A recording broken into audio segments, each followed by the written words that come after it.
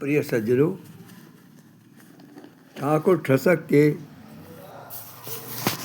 लिखने वाले लेखक ठाकुर के स्वभाव की एक बहुत अजीब घटना जो उनके जीवन में घटी, उसको मैं वर्णन कर रहा हूँ, जिसको इस पुस्तक के लेखक लाला भगवान दी ने स्वयं जो है उसको अपनी पुस्तक में ठाकुर में वर्णन किया है। वो घटना इस प्रकार से है कि बिजावर में जहाँ उनका निवास था ठाकुर का, वहाँ पर एक स्वर्णकार की महिला रोज़ाना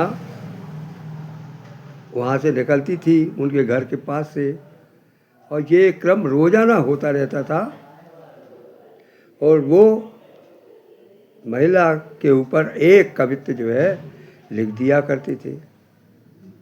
कुछ दिनों में क्या हुआ कि वो 3-4 दिन बीमार हो गई, और 3-4 दिन तो ठाकुर के दिमाग में छटपटाहट हो गई। ये ध्यान रहे कि ठाकुर के अंदर वासना बिल्कुल नहीं थी, वो सौंदर्योपासक था। कहते beauty see but not to touch, यही था। वो केवल सुंदरता का उपासक था। और जब 3-4 दिन तो वो न आई, बीमार हो गई, तो उसके बाद में उनको न रहा गया, और उन्होंने जो है ये कवित्व जो है उसके बगल में जो घर था उस घर के पास में जा कर के पढ़ा।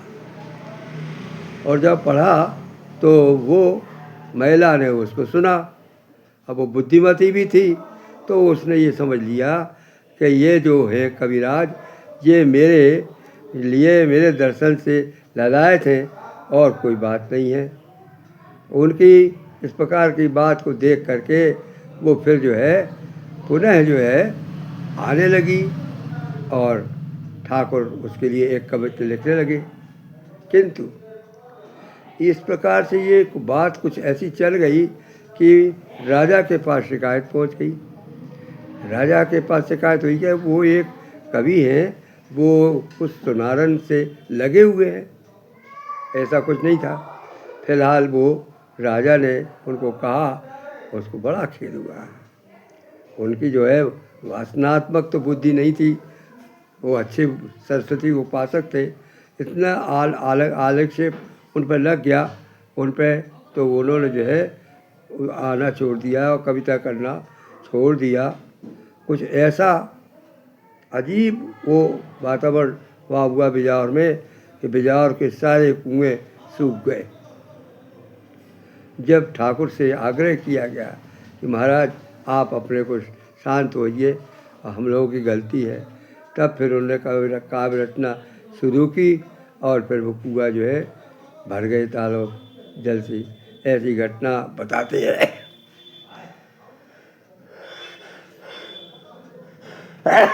अब मैं वो कवित्व वर्णन कर रहा हूँ जो उसने लिखा था, और उसके बगल में द्वारे के पास में सुनाया था।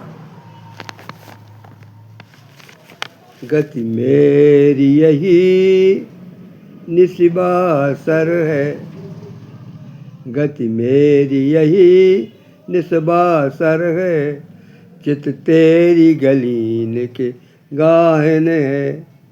तेरी गली में मुझे आना ही है। चित तेरी गली के गाहन है, चित कीनो कठोर कहा इतनो। ये उसके लिए कथन है। चित कीनो कठोर कहा इतनो, अब हो ही नहीं यही चाहनो है, अब हो ही नहीं यही चाहनो है। अब मित्रता दूर हो जाए। अब ये मित्रता नहीं रहेगी जो मैं कर रहा हूँ। तो उन्होंने कहा कि अब हो ही नहीं यह चाहनो है। कभी ठाकुर नेक नहीं दर्शी, कभी ठाकुर नेक नहीं दर्शी, कपटीन को का सराहनो है। अब कपटी कह दिया उसको, कपटीन को का सराहने है। जबकि वो बिल्कुल जे निरंग होती, बिल्कुल वो तो बीमार हो गई थी।